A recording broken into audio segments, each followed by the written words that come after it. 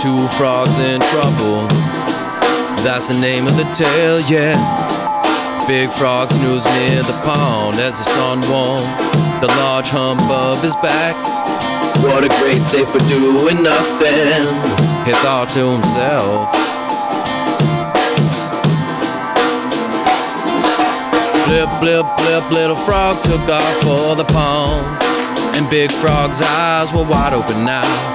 Plop, plop, ploppity plop, he followed little frog, and together they crossed the pond to the barnyard, playing leapfrog and hide and seek along the way.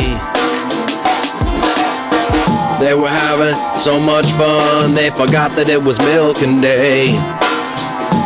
Plop, plop, they jumped straight into a pail of fresh milk. The sides were slippery and the frogs couldn't get out, help, help. At least that's what Big Frog yelled. Hoping somehow to escape, the two frogs swam around in the milk pail. They swam for hours. Big Frog began to swim slower and slower. Finally he groaned, why should I keep on trying? We will just die in this pail. I'm just so tired, I can't swim any longer. Keep on, cheered the little frog as he splashed around the pail. You must have the courage or you're gonna drown, don't give up. And they went on together for a while. Soon Big Frog stopped swimming. Little friend, it's no use, I can't get out, I'm gonna quit. I'm going to quit trying. So we did. Now little frog was all alone.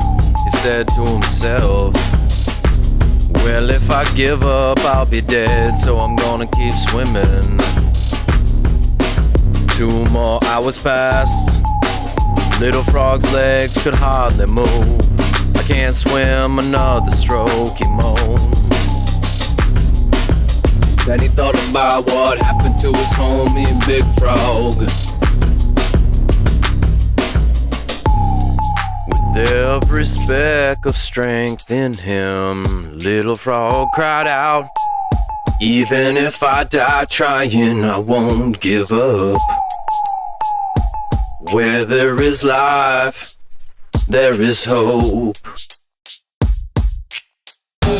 Bursting with courage, Little Frog felt a tingle and new life come into his legs.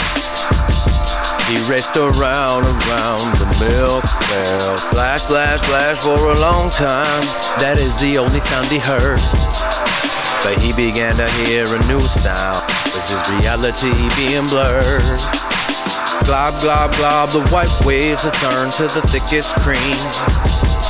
Now it was even harder for him to swim, but Little Frog kept on with all his might, full steam. All of a sudden, he felt something under him.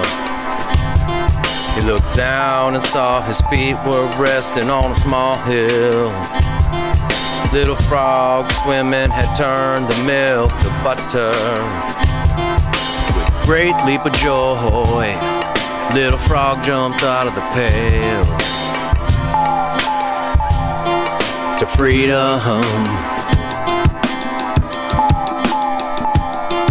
to freedom. That night, he hopped happily through the tall grass. Little Frog smiled up at the moon and thought to himself, now I know it's true.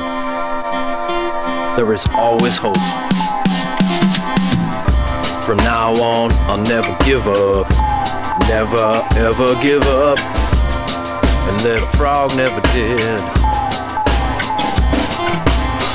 That's the tale of 2 frogs in trouble. That's the end of the fable. Now I hope that you're able to tell me, what kind of frog are you?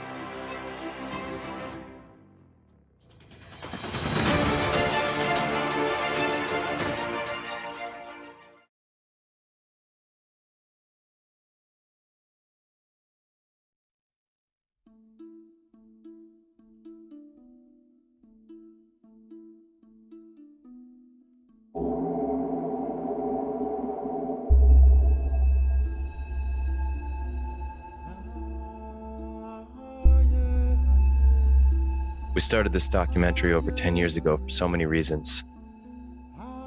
I have witnessed a great disconnect in not just Western culture, but globally around touch and the power of our own healing technology. Throughout our education from childhood to adulthood, we have our primary growth and development.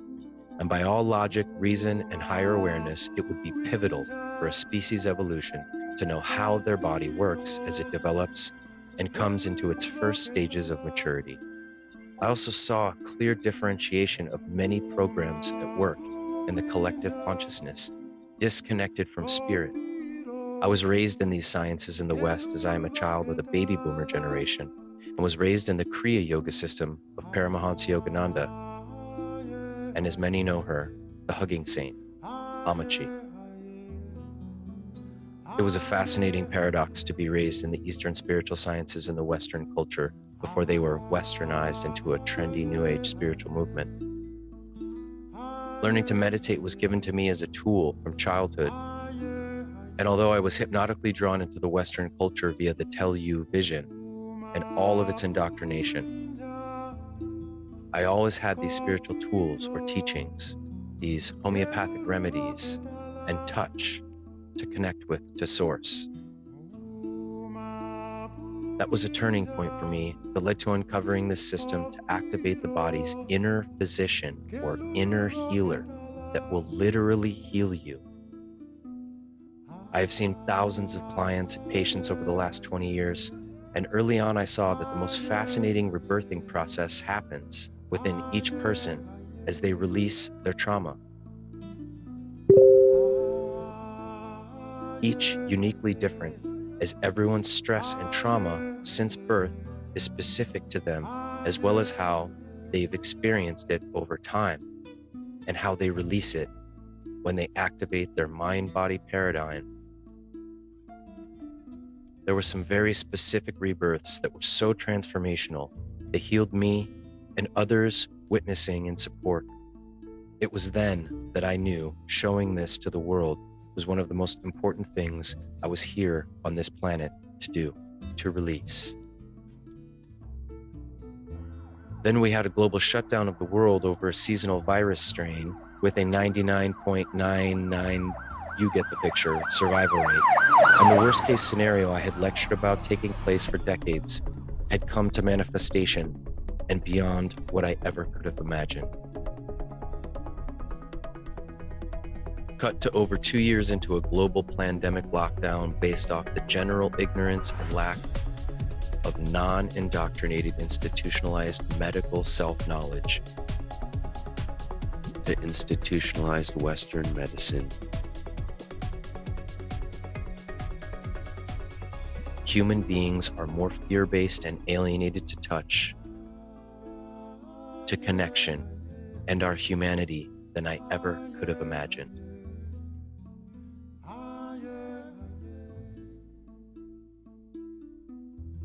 So I began the post-production lockdown process of reliving our magical journey through foreign lands, but familiar people. Sharing the power of healing as we follow some amazing individuals on their journey of healing thyself. And the power of what we're all holding from our past that must be released to heal and empower our present. I was shown when originally envisioning this powerful journey of bearing witness to a rebirthing process that it is those with the greatest challenges and ailments that are the most powerful to invoke one's own self-awareness to their healing process, calling from within. We're on the brink of a new age cosmologically, and that means a lot of change on the horizon. It seems we need to be finding that collective connection to our humanity now more than ever. All these magical people that you've seen have done that for us. And we believe by watching them that they'll do that for you too, as they embody such deeply connected aspects of our humanity that connects us all. So join us. We have quite a journey ahead, and we look forward to bringing you with us to bring more awareness about the power of release.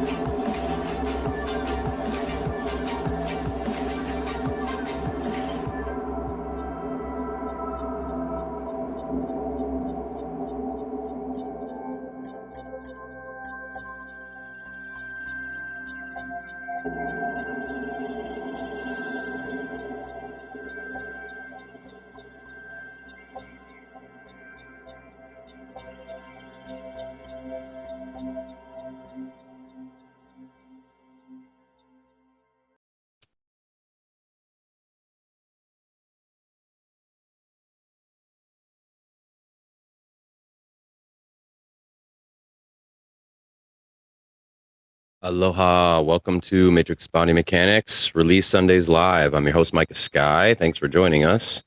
Just getting acclimated here in the studio magic office. I'm blessed to be joined by the great Antonio Sabatini this fine Sunday. Super glad we could bring this all together.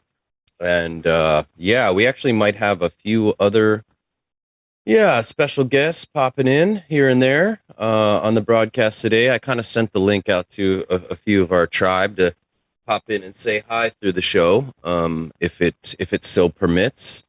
But Antonio was part of our third generation, our third apprenticeship program that was in Los Angeles, and I don't play favorites in our trainings and our apprenticeship programs, but I do acknowledge and recognize the practitioners, the individuals that really show up and are present and care and really have a passion for healing thyself, for learning these sacred sciences, for embodying them and really, utilizing them to be ambassadors, to be their own torches for release, for healing. And Antonio very much did that, and it was an honor to be a part of his awakening, his release process, and to witness him go off and do magical things and share the work, share the release with humanity. So Antonio, so glad to have you on the broadcast, brother. Awesome to see you. Hey, thanks. I'm glad to be here. Truly, truly exciting to have you on the broadcast. Amazing to reconnect. It's been, its own blessing with release to have it reconnect us all, especially after the last couple of years. It's been a journey to see where everyone's at on the other side of it. And those of us that have kept the flame alive for the neuromuscular work, for helping others in a time when we really do, we need release more than ever on this planet. And so it's been beautiful to see us all coming back together. And Antonio's officially back. He's up on the Practitioner page as well. He's based in Arizona, but he does travel around, and he's actually he's going to be working with a couple new practitioners that are going to be coming on for the programs coming up this year and helping them get their their spring cleanings done, which is really cool. I'm excited for that to line up, and it's beautiful to see the practitioners working with the practitioners to come. And it's part of what, my initial vision for all of this really was, and witnessing how the practitioners would start integrating and connecting together. So yeah, man, I'm so excited to watch this all unfold, and excited to introduce you to everybody, because that's the thing is all y'all are in the movie, all y'all. And that's the thing is everyone wants to kind of connect and get to know you guys and hear your story and your path of healing and how it led you to this work, and also where you've gone with this work since it's been in your life, and how you're integrating it and some of your experiences and whatnot. And so I'm so honored to have you on here. I'm glad you could make the broadcast. And so let's get into it. What led you to the path of the healing sciences in general, and then eventually neuromuscular release therapy?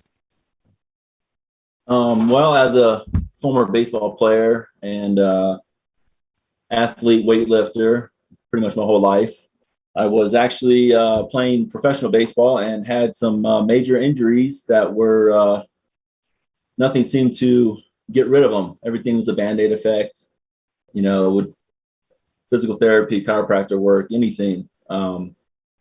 So after a while of living in pain for about 10 to 15 years and just living with it, as most people do, and especially athletes, just used to always being sore and feeling a certain way. So anyways, I was living in Austin, and it was just a breaking point. And I was searching. I was kind of, I've been meditating for about 3 or 4 years, and doing transcendental meditation.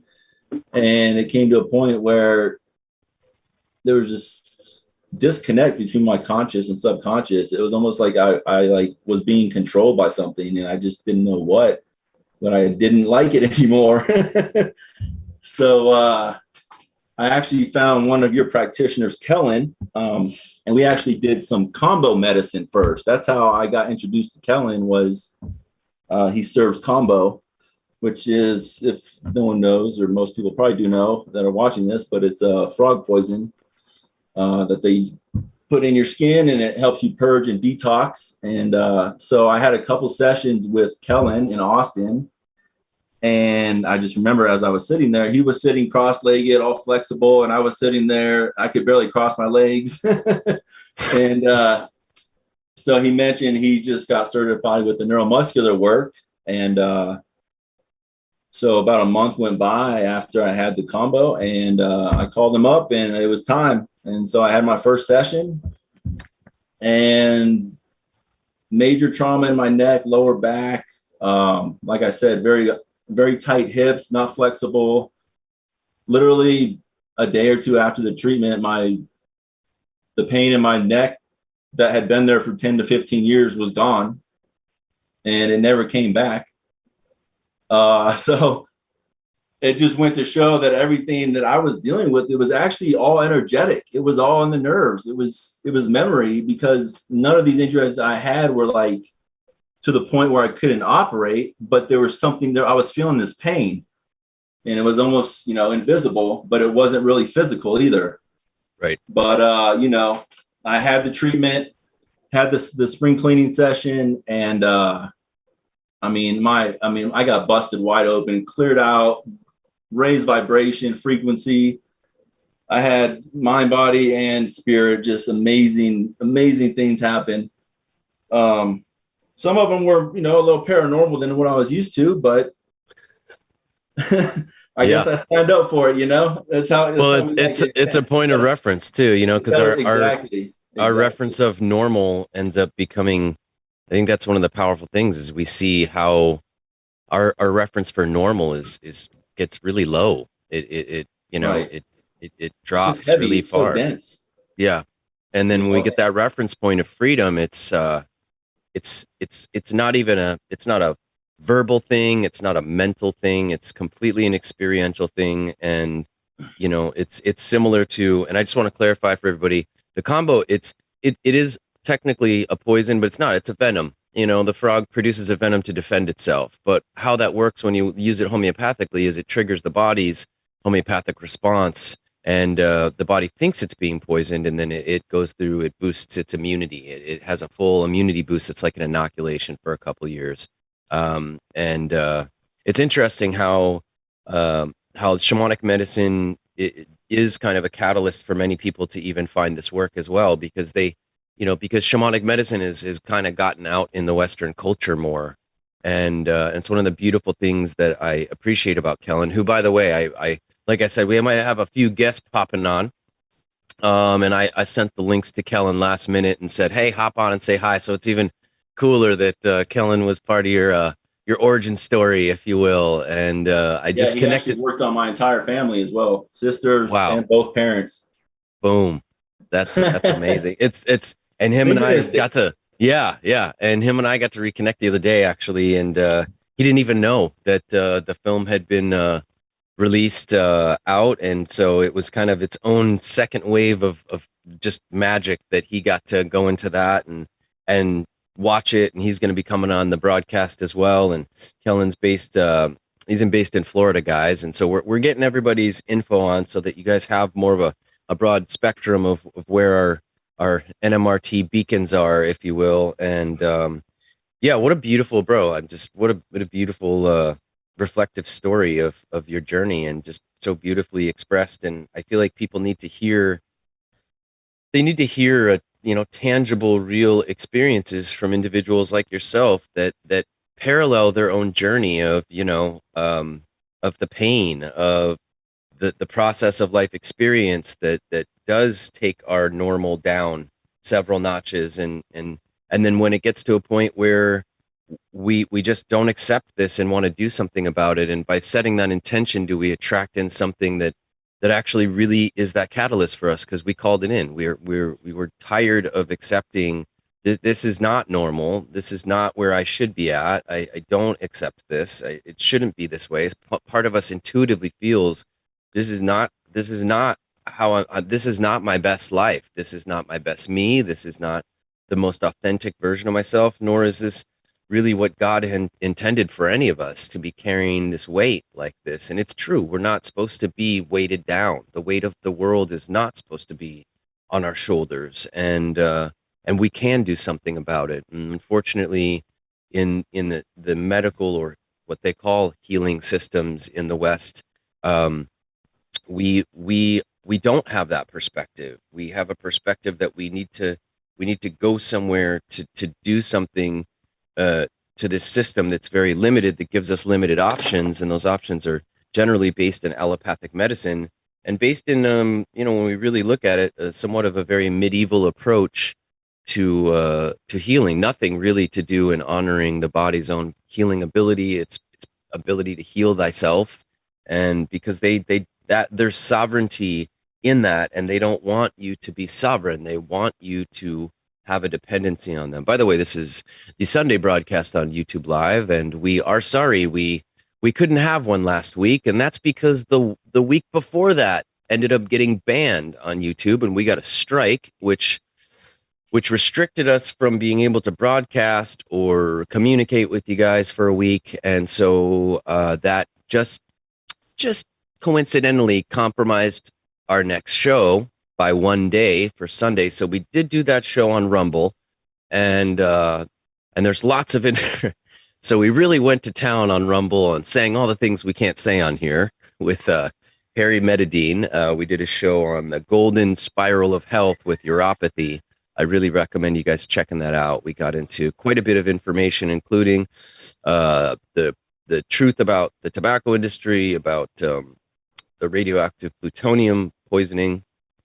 I'm trying to be very restrictive on what I say, and other things that sadly we're in a world we can't just say on platforms like this, and that's why every week we do play the trailer for release, because I want to give a bigger perspective for everybody. We released this film on several platforms, including Santos's Mr. Astrotheology, which has a very large demographic, far larger than our channel, 250 or 234,000 people. And YouTube took our movie down after it hit, tens of thousands of people. They struck our video down. And I just want you all to think about that. If our movie was still going on Mr. Astrotheology, and I hope that Santos will repost the censored version of it, to once again stand in the face of this level of censorship. But let's take a look, folks. By now, hundreds of thousands of people just on Mr. Astrotheology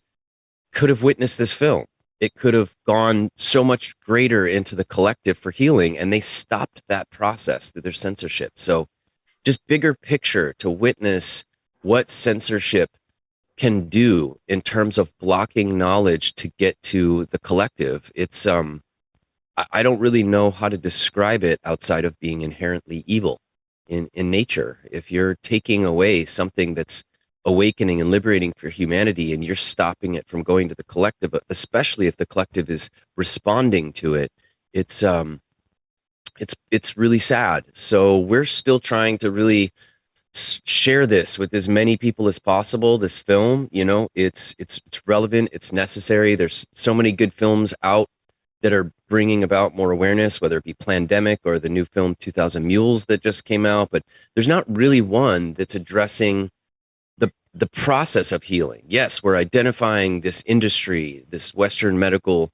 industry, and all of its attributes that have been so disempowering and detrimental overall to humanity. I'm not going to say there isn't a place for Western medicine. Of course, there's allopathy is really important for emergency stuff. If your spleen ruptures, or if you break a bone, or obviously if there's a car accident where there's a lot of intensive damage to somebody's body, and you're bleeding out. I mean, allopathy is gonna handle that on some level. But even in the sense of handling it, they're I'll just say understanding, even though I don't really use that word, of follow-up care, of rehabilitation, even post surgeries. There's no real awareness for conditioning the body. If you get your knee replaced, you need a certain level of not just physical therapy, you need to activate the nerves, you need to drain the toxic blood, you need to treat and introduce that foreign part into the body. And there's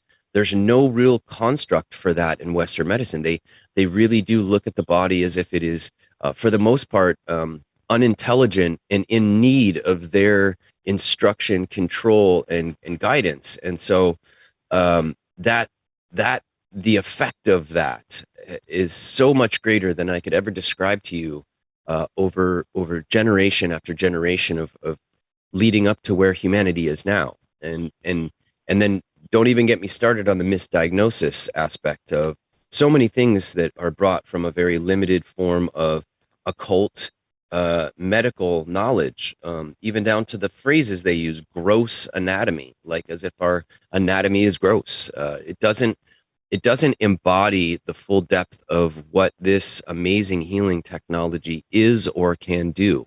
And one of our apprentices that's training now, she's 10 years old. She got diagnosed from a urine test that said she had too much, or a blood test that said she had too much sugar, which children naturally have sugar spikes, and was indoctrinated to be told she had type 1 diabetes. And 10 years old was just instantly bombarded with, you're going to die if you don't have this insulin. And, you know, boom, boom, boom. 12 years later, she doesn't have diabetes. In fact, she had no symptoms until they started giving her medication. So this is just an extreme example of how they can take a completely healthy person and from their tests can tell them, label them mentally, shackle them to, you have this, you're this now, you're this, and we need to now do this. Look at that. I mean, she's now, she was officially signed up as a lifetime patient for this handicapped condition that they claimed she had. And I know so many cases of people that have had this indoctrination pushed on them falsely, and have acquiesced to it. And what are you going to do? You're 10 years old. Your parents just go along with it. They're, forcing you to do this. And so we're undoing all of the mental psychology of that. And she is integrating herself now off of insulin and is not dying and is actually getting healthier and transforming and returning to her true empowerment of the inner physician. So, we're doing our best to be a part and play our role in this transformational shift into a new age, which is going to include a new upgrade in the concept of healing and the institutions that are based around healing and the practices for healing based around the knowledge that's finally returning to humanity, around healing, around the truth, the true holistic truth, the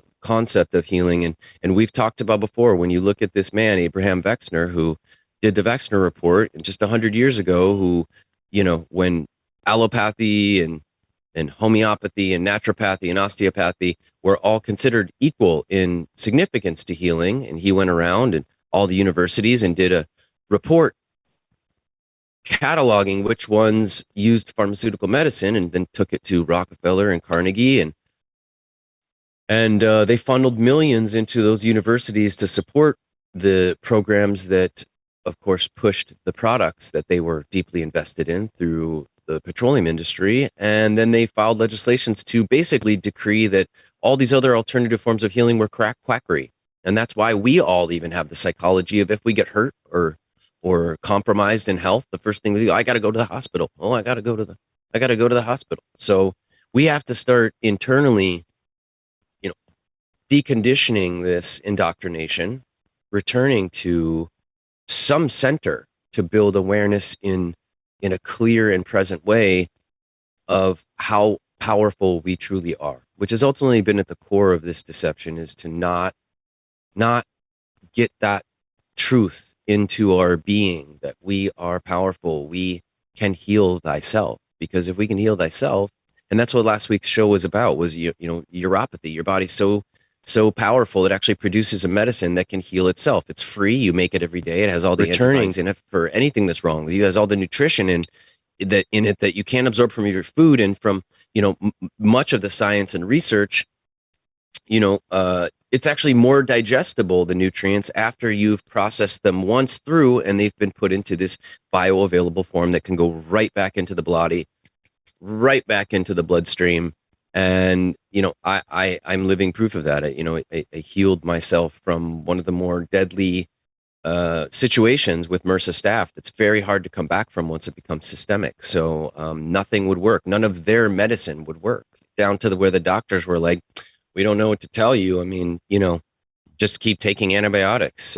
So we see a lot in neuromuscular therapy. We see a lot of what I call the throwaways. And it's when Western medicine has had their way with patients and really says, man, we don't know what we can do for you at this point. We've already sold you all our stuff. And, some of those patients have been on the deathbed. And so now they're not even a viable customer for Western medicine because, how long are you going to be able to pay us anymore anyway? So, and that's when they were led through desperation and also determination to find something that would heal them, because the systems that we've been told would work have failed them. So it's a beautiful thing what we're doing. To me, it's the most important thing right now in the times we're in, that will continually reflect more and more how much this system that we've been identifying. Again, I'm trying to not say too many things. I really want this show to stay up. It was probably one of the biggest challenges for both Alex and I, who is on the broadcast that got banned within a day. It was such a great show. We put so much into it. We kept thinking, what did we even say that got flagged? We specifically were trying to censor ourselves to a YG, not PG, YG, YouTube guidance. We were trying to do a YG broadcast, so to speak, which again, listen, when all of us start just being desensitized to the fact that this is just insane, that we can't speak freely about things without bots flagging us, that then we're truly lost. When we're desensitized and we just accept it, we don't identify how insane this is. We're in a world that has that level of censorship about what you can and cannot say in supposedly a free country. So we do have to keep identifying that this is insane, that we can't speak freely. This is a country where you're supposed to be able to debate and talk about all things and let the information and the science and the logical and critical thinking of the individuals witnessing it determine what is truth, what is real, what is false. And we don't need someone to determine and remove that for us, as if we're just, again, it kind of reflects listen, people are dumb. People are dumb, and we don't want you thinking these thoughts that could be, because so we're going to protect for your own dumbness, your own susceptibility, not to hear this or that or this or that. It reflects their perspective on how they think of us as uneducated and dumb, susceptible sheeple. And we are not that, especially those tuning into this broadcast. And I appreciate each and every one of you tuning into this broadcast, truly to listen and logically and critically think for yourselves. So jumping back into your journey, your story. So Kellen took you through the spring cleaning, this activation. What was the turning point where you felt, you know what? I mean, I know mine, and I'm sure they on some level correspond, where I was just like, I got to do this for someone else. I just can't even believe what this has done for me. How can I give back? Like, what was your turning point to go, you know what, I really want to learn this. I want to embody this and actually do for other people what Kellen's done for me and my family? Well, the turning point for me would probably be about 5 days after my spring cleaning treatment, because the first 5 days after my treatment, I was literally living in a state of pure euphoria and bliss, childlike, no worries. I literally was in a whole different state. Like I said, it was like feeling like a child again. Right. I mean, you literally could have told me my house was burning down and I would have just smiled at you, because nothing affected me. Like I was in pure euphoria, and it lasted for about 5 days. Wow. And then I don't know, I guess that kind of wore off a little bit. Who knows? But that was the turning point for me, because that gave me, like you were talking about earlier, is the state of reference of, okay, this is how I was feeling. and this is how we're supposed to be feeling. And every single person in the world can experience this, and this is how we're supposed to be living. So it just, after that experience, I just like, I mean, I have to share it. Like there's no question about it. I have to do whatever I can. I mean, it's just something that comes from source, Yeah.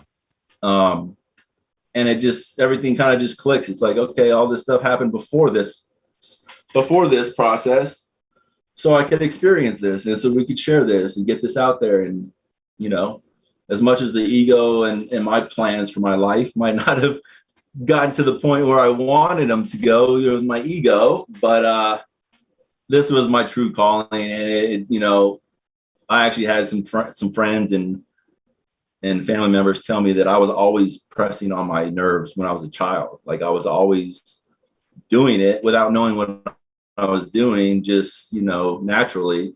Yeah. So it was meant to be. It was Yeah. the reason I'm here for one last time. That's it. I mean, it's again, beautifully spoken. Truly. I guess that's what's powerful is so much of your story and our practitioner stories has been healing in the sense that it's been a reflective kind of circle of life, completion for me to watch my own journey reflected in you, and what led me to the same was I had other plans too. I was in the film industry, a screenwriter, actor. I wanted to really change the world through making more conscious films because of the cesspool of content that was already so dark and Luciferian in nature. And my goal was to maybe even use action-based stuff that people liked, but sneak those spiritual teachings in that I was raised with in the Eastern sciences to help people through visual imagery. So it's been a blessing with release to kind of merge those worlds now over time and make a film that's actually about what I too had to say, okay, sometimes the path chooses you. And actually the man who developed the base principles of this system, he uncovered the basic unrefined kind of principle of anchor, manipulate, release, which is how we navigate as opposed to massage or Rolfing. And then, he didn't even really identify the techniques or the hand tools that we do. All of that stuff I had to identify and put into a system that paralleled other healing systems I was studying at the time. But, he sat on this for 30 years, just treating, a few his friends, people on the set. He was a location manager and he wanted to be a movie producer. That was what his ego and his mind said. This is what I want to do. And Spirit was like, yo, we gave you this, this powerful, system to unlock like the self-healing Christos, Christ consciousness of yourself. Like this is a big thing. And I remember when I became his neighbor and he helped me fix my knee, which was my origin story, having a torn ACL that regenerated. I said, please teach me this. And he goes, oh, I don't really have a way of teaching you. And eventually when I developed the system, I came back to him and I said, I developed a system around this work now. I did it, because I'd asked him, why didn't you do anything with this? He goes, oh, I just didn't want to take that on. And I really want to be a movie producer. And I'll tell you something. Sometimes when you let your ego win, he never really achieved that. He was a location manager for a lot of big movies. He never really made it to be a producer. Stuff would happen. People would rip him off and steal his script, or, the project funding would fall through. And what I kind of learned was like, if you don't follow your path that God designs for you, including whatever celestial karmic contracts come with it, good luck trying to, you're really going to be more on your own, deviating from what you were supposed to do. Because the way God looks at it is, we had to send this other guy 30 years later, because he worked with Ida Rolf when she was starting her program. So had he built the infrastructure for this, neuromuscular release therapy would probably have more of an institution by now, like Rolfing does. And a lot more people would be out in the world doing it. And and it would be known, and a lot more people would be healed from it. And for all we know, the collective consciousness would be in a completely different place from one person actually anchoring in and walking the path. So it was always explained to be by my spiritual teachers, if you don't show up for your contracts, especially if they're big, they got to send somebody else. That's a whole thing. We got to get a soul to come in, take that contract on, find you, pick up where you left off or you chose to walk away from. So there's consequences to not showing up for what you're supposed to do. And a lot of times it's not going to be what your mind thinks. It's not going to be what your ego or the world tells you is cool or important and what you think matters, or, and that became a really powerful lesson for me because I was given that chance too. I was given that choice. I was in the film industry. I just gotten my first screenplay option by an Oscar-winning producer, a woman named Alex Rose, who won an Oscar for Norma Ray. And Dustin Hoffman was reading my script, and I was going to play a role in it, and it was going to be my launch into the industry. And I had to make a choice. Actually, I don't even see like I did. Spirit was like, nope, this is what you have to do. And for me, what that was like you. It healed my knee, and I was like, no, I can't. I'm like bonded to this for life, and so, and I don't want to just be dependent on this man to help me, because after a while, he actually his energy field, his health got to the point where he couldn't really even work on me for more than about 10 minutes. He would be just wiped out. And so then I was almost freaking out, bro, because there was just me. No one else was doing this. And I was like, man, I got to learn this just to work on myself. And that's also where the self-treatment system, and I want to clarify for everybody, this is the only system I know of that has a sequence, a pattern that you do on another person, but also a whole pattern that you do on yourself of the same work. I don't, Rolfing, you can massage yourself with, deep tissue or Swedish, or you can do reflexology or shiatsu points on yourself. You can even do, so I can say reflexology, I'm a reflexologist. You can do a whole reflexology treatment on your own feet. You can do the full pattern. So, but you can do it. It's not different than the pattern you do on other people. But there actually is a specific pattern that we do that we had to modify to do on ourselves, because you're not even in the same position that you would be applying it on somebody else. So to me, that's the greatest value of taking the apprenticeship program, as you learn how to do this work on yourself. And I don't know about you, but it's been a lifesaver for me with injuries or in the moment, spraining my ankle on a hike or something. I can just stop and instantly work on it, and not only catch the injury right where it is, so it doesn't settle into the body and start developing scar tissue or more micro fascial webbing around the injury or the trauma, but also it instantly gives you results and mobility again, and assists in that injury. And that's been priceless, really. I mean, I always tell our students, like, that's, it's awesome to learn this to do on someone else, but,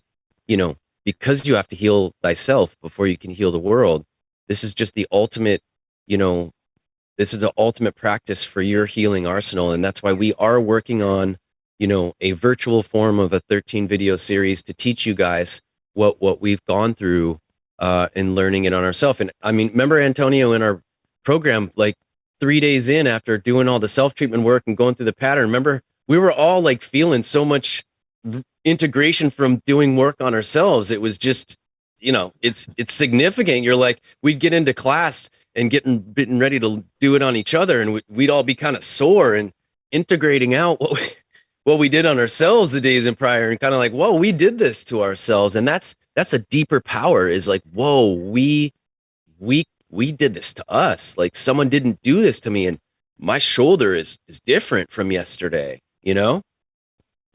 Powerful. Have you been doing the self-treatment work? You utilizing that on yourself in your own healing regimen?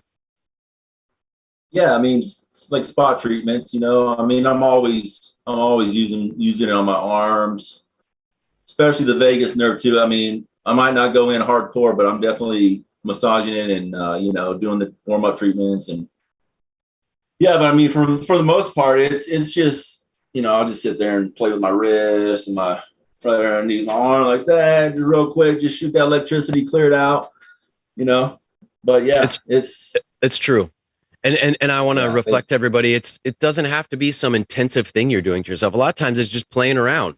It's working little bits on areas, and because we do work on the nerves, Antonio will confirm sometimes just a couple activations of those nerves, huh?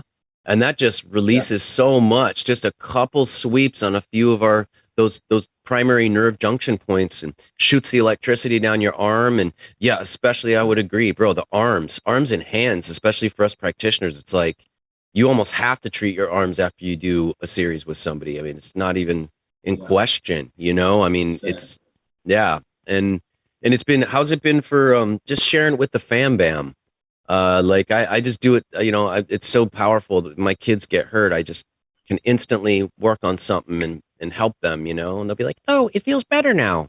And it's just, it's a neat thing for them to see that if they're hurt, that there's something accessible right away. They can work on it. And they've started even doing it on themselves. I catch my daughter even working on her arms and her hand, and because it's almost infectious. You can't not, once someone does it to you, you can't not start exploring, Mm-hmm.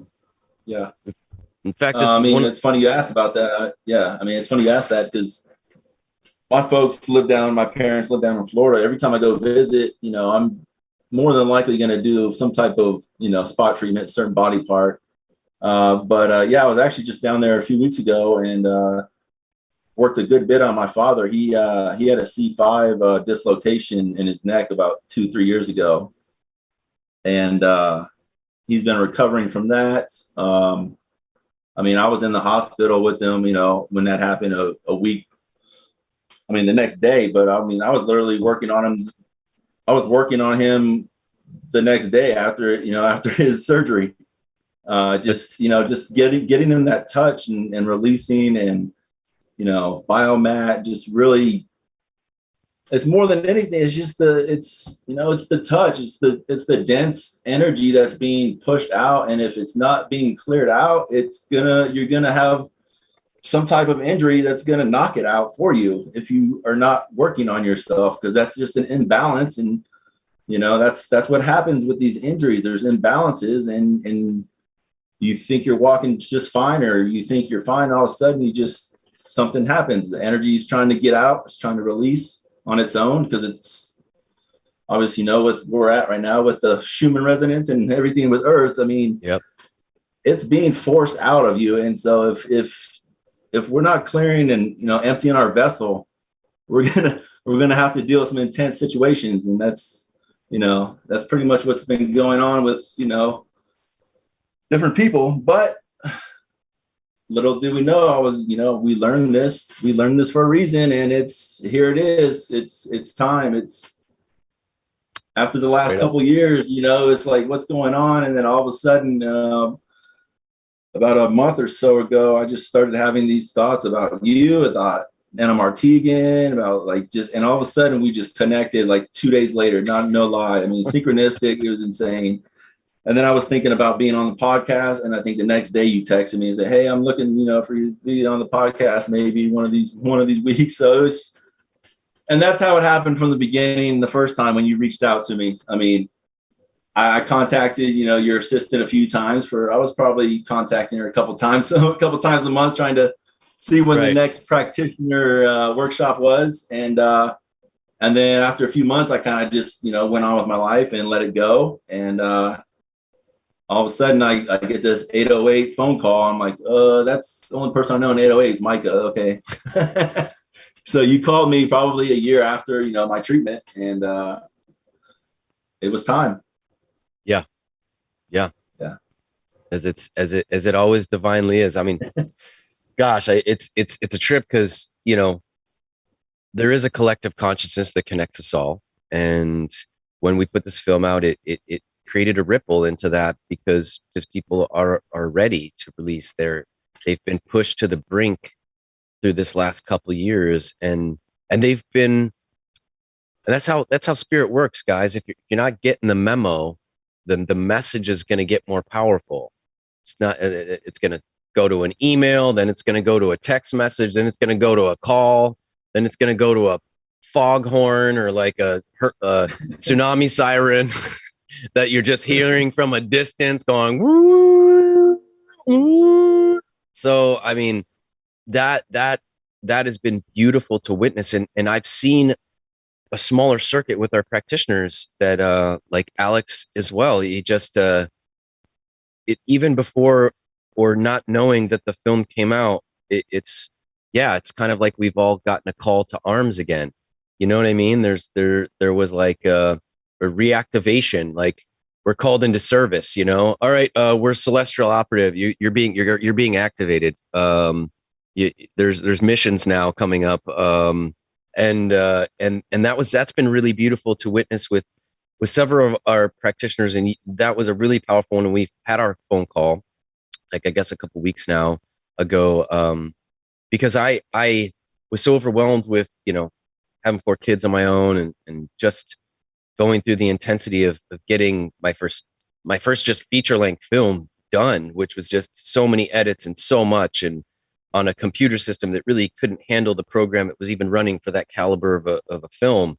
That it was just me. Thank God I have a blessed team coming together now, but I wasn't able to reach out to you all ahead of time and say, hey, remember when we talked about this movie that was going to come out? It was going to do this whole thing and you guys got to be ready. Well, it's happening now. So I had to put the call out to get the gang back together. And after the film released and went viral, then it was, I didn't really have any space to say, okay, now I want to contact everybody. It was like we were just scrambling to respond to the influx of the collective. And so finally, as I started calling everyone, it was like I was praying, please, everybody, I hope you're ready for this, because I can't handle this on my own. There's so many people, and I can't go travel everywhere right now. I'm rooted into the divine blessing of raising all of these children and being the father and embodying the father, which is its own divine journey that I have to say truly helps you to know God more. To think about, and be inspired by the level of parent that's overseeing and overlooking us all. And to do that on a smaller scale even is just so intense and so much and full of so much. And so I was praying, and calling into God, please, all the magic beacons of this work, may they be activated and ready for what is coming, which is a great awakening that's coming in the collective. So it was such a beautiful, inspiring call that we had, and reconnection, and I had already, just been, heard good things about what you were doing in general. And, I do believe that this work has such a big place in sports, not just to enhance the game and the performance of players in all fields of sports, but prolong their careers, rehabilitate them from injuries so that they can enjoy their lives after playing and going so hard in sports that are so hard on their body. I mean, myself and yourself were led to this work from injuries from sports. I was a running back in high school, and our high school was all about the state championships. It was a very intensive program. They had us in it since we were, 11, 12 years old. And, I wouldn't change it for the world. It was our modern day, like, back on the battlefield as warriors, and the bonds of that were powerful and beautiful, and the bonds of brotherhood even. I mean, that's, as much as sports are a distraction in the breads and circuses in many respects for the evil shit to be carried out in this world, after playing them, and I will never lose that connection to the love for what they are. So to see how this could really not only extend a player's career, but rehabilitate and help them to not be in pain after they played this game that they love, that we are entertained by. It is always and has been a focus, because I have a lot of friends and colleagues that are athletes or were pro athletes and don't play anymore. And so that was a big joy for me when you came to the path, because I mean, you're a bigger guy, and let's face it, man, I've worked with 300 pound athletes, and I'm only the size that I am. So there's such a value in bigger individuals that can practice these techniques and honestly gain more ground and have more of an impact on other bigger individuals. And so I was just like overjoyed when you came to the path, because I thought, first and foremost, like I can see just such a place in that field for you to work with athletes, especially being an athlete yourself. And I still feel like that even we're going to see a big intake to that. I had the strategy that we should work with one team for a season only, and just see how they have an advantage in that season. And I don't see how they wouldn't dominate. You know what I mean? In whatever basketball, football, whatever. And then from there, that would be the proof in and of itself, as they dominated in that season. Wow, gosh, what are you guys doing? How is your team so dialed that? Well, we practice, we've been getting this neuromuscular work. It's been rehabilitating our players back from injuries faster. It's been making their performance overall stronger. And I know you've worked with some athletes, and I've worked with quite a few, some pretty big ones that they've even come back to me and been like, "Yo, my 40-yard dash time is increased. I'm lifting more with less effort. I've taken on some hits that I really am surprised I wasn't more injured from." And so we've seen it. This is funny. I actually sat next to that show that The Rock's on. There's this one guy. He's like the NFL commentator guy, shaved or bald head, white guy. He's got a goatee. Kind of funny and like sarcastic. He plays. He's actually a commentator for the NFL, but he plays himself, I think, in this show that The Rock did on HBO. I sat next to this guy in the plane, and I did a treatment on his arm, and I can't remember his name right now, but and he freaked out. He was like, "Oh my God, this could change the NFL. Like he just was reeling with ideas with it." And sadly, after a few attempts at communicating, once he got back into LA, we didn't end up connecting. And that was a big tragedy for me, not for myself, but for the NFL, because I really feel like how many people we could have helped with that. But I do feel that that's coming, because as much as sadly, I've found players don't, the owners of teams don't really give a shit as much about taking care of their athletes. I found out, which is really weird, because if you invest $3 million in a player, that seems just like a viable protection for your investment, to make sure that their body is really well taken care of, like a machine, like a race car that you want to make sure it's serviced and performs at its highest level. But I found, sadly, as I spoke to a lot of individuals where we were trying to bring that into the forefront, that they said, "You know what, sad man," he's like, a lot of times they don't really care as much about that stuff. They're not as conscious about it. So I'm hoping for a wave of more conscious awareness for sports in general. And I feel like we would be a really big pillar for that. And also teaching players how to work on themselves, Oh man, my knee feels, they're digging on themselves. So anything to share in that regard? I'd love to hear anything you have to share on. Yeah, I mean, when we spoke, we first met, that was one of the things at the workshop that I talked about, was working on athletes. I haven't worked on as many as I thought I would have, but like you said, it'll come when it's supposed to be, when it's time, right. I guess. It's just the way it is. But yeah, it's like you said, work on one team, and the results are just going to be incredible. I mean, what I've always thought in my head was, you have like your best pitcher on the team, starting pitcher, right? Yeah. He pitches, and he can't pitch for another 4 or 5 days, because right. You have to rest his arm. You have to rest him. Right. Well, what if you did a treatment on him right after he pitched? He could probably pitch in 1 or 2 days, and he could probably throw faster. And I mean, you could recover his arm literally in 1 day. Yeah. Oh my gosh. Yeah. So now you have your best pitcher going out there every 2 days instead of every 5 or 6 days. I mean, it's just, and then that's the thing. I mean, like you said, the opportunities are The they're out potential's there. limitless. The But potential's the but potential's limitless. yeah, but it's like you said, you kind of, I mean, most players in the league, you know, professionals.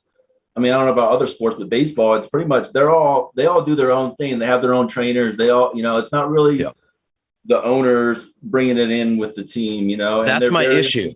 That's my issue. Right, and they're very it's the brass. but all you have to do is all we have to do is know somebody, and you just do it. You just get in. I have my college baseball coach is the head associate coach at College of Charleston. I don't know school wise how that works, but I mean, he's the reason I play professional baseball. He taught me how to hit home runs, and just, you know, so if we could work on some of his pitchers or players or whatever in the off season, fall baseball, during the season, I mean, it's something that I guess we'll just have to put out there, which we're doing right now. We are out there. Well, and the bigger thing, I think the bigger thing is if we let's say, like, listen, coaches have a body, they feel pain. This work is experiential. You know, I feel like owners of teams have a body, and they also have people around them that they trust as influences. So I feel like as a catalyst, the right individual that maybe gets their own shoulder fixed, or we do they get a demo in their own shoulder, like the guy, like this commentator for the NFL that I sat next to on the plane. I mean, he got it from his own body. He's not playing football, but he was like, oh my gosh, this is so different. And then instantly their brain starts going, wait a second. It starts putting two and two together. Whoa, this could, and then that would, and it's going to take the right individual that experiences the change within themselves, that sees the value of this, and then comes with that level of conviction to, and also an impact and an influence to somebody that really matters, that will go, wow, this is something that we need to implement as infrastructure to our team.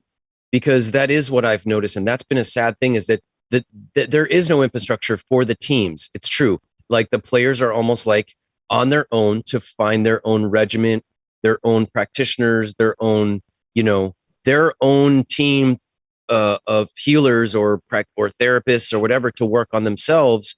And most of that is going to be in the range of maybe deep tissue massage or physical therapy. Nothing's dealing with the nerves, and a big problem for players. And you see it why they get into, I'm just going to bring it back to The Rock on that show.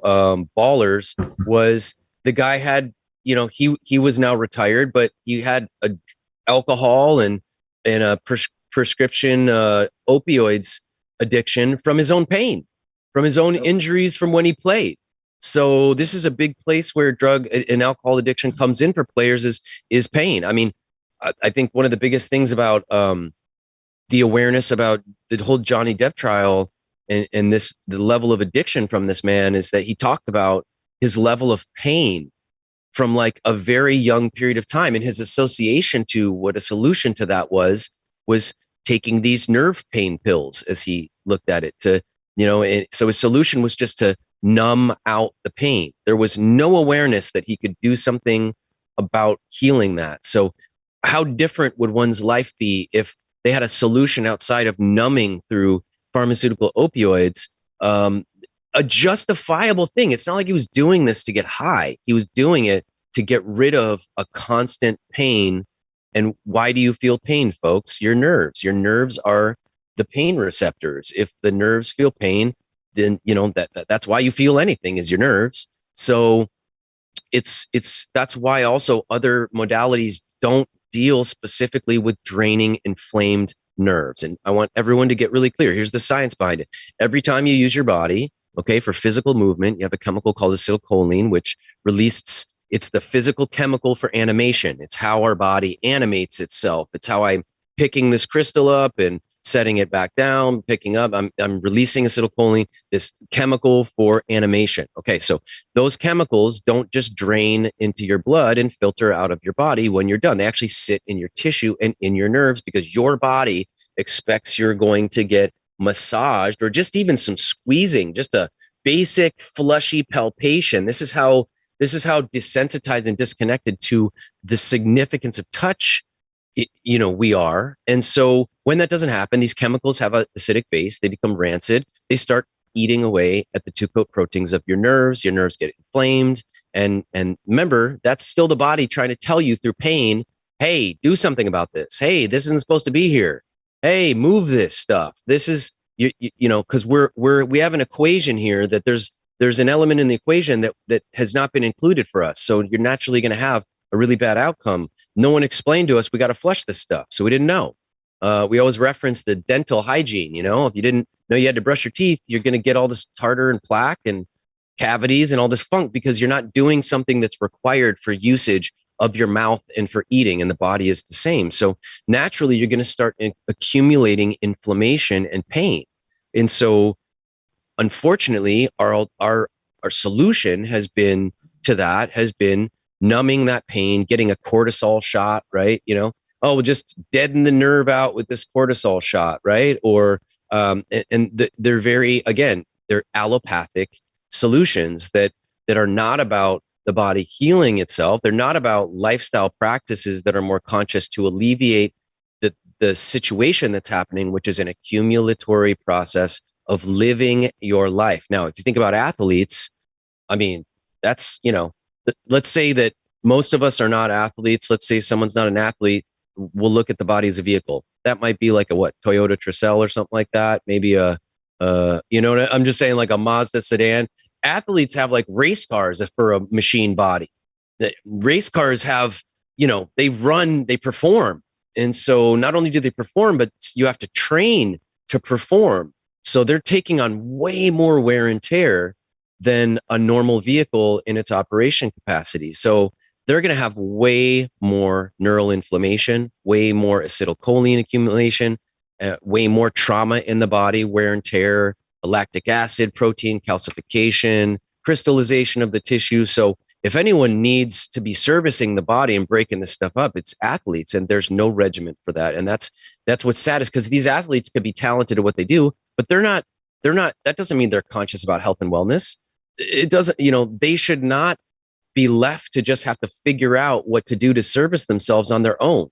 Again, it just seems very irresponsible if you're investing $3 million in a player, you know? And so to me, if I owned a team, I would have a regiment for the team, and a team that would treat all of my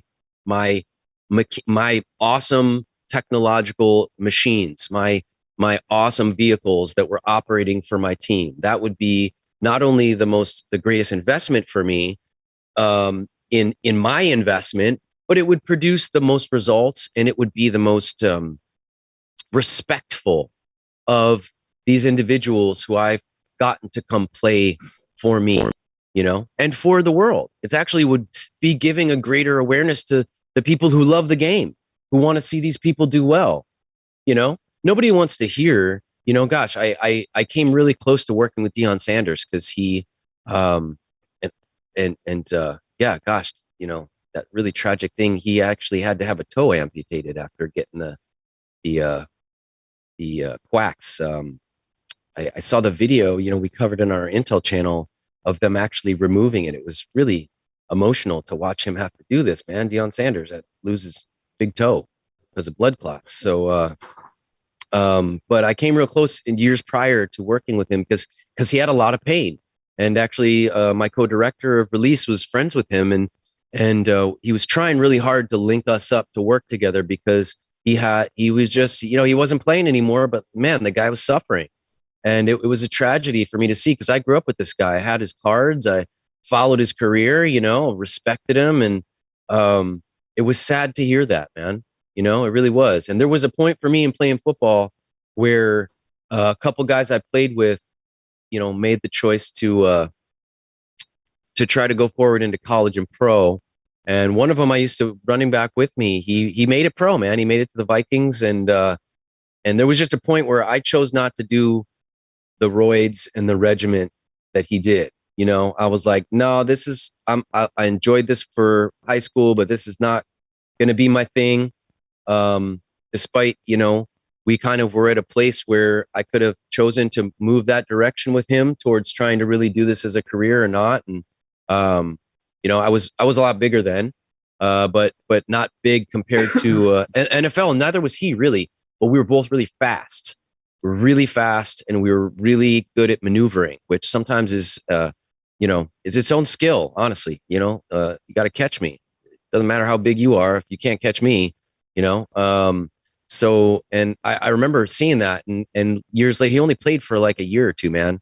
And he had his own injuries from that too. So especially football, man. It's just a brutal game. And to me, these players really deserve this. They deserve healing. Everyone deserves healing. But, like I said, the people that are really, really putting their bodies to the test. So if you're an athlete, if you're somebody who's even just played sports and been injured like us in the past, and you have injuries now and you're uncomfortable squatting at 35 or 40, you can do something about it.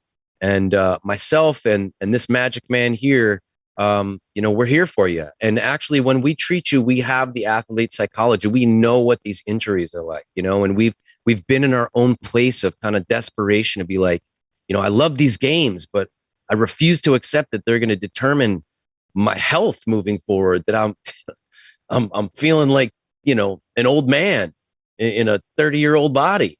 That just doesn't feel right. So it's a powerful thing to be able to come back from that and actually be able to enjoy being physical again when you're not playing for competition in actual sports and stuff.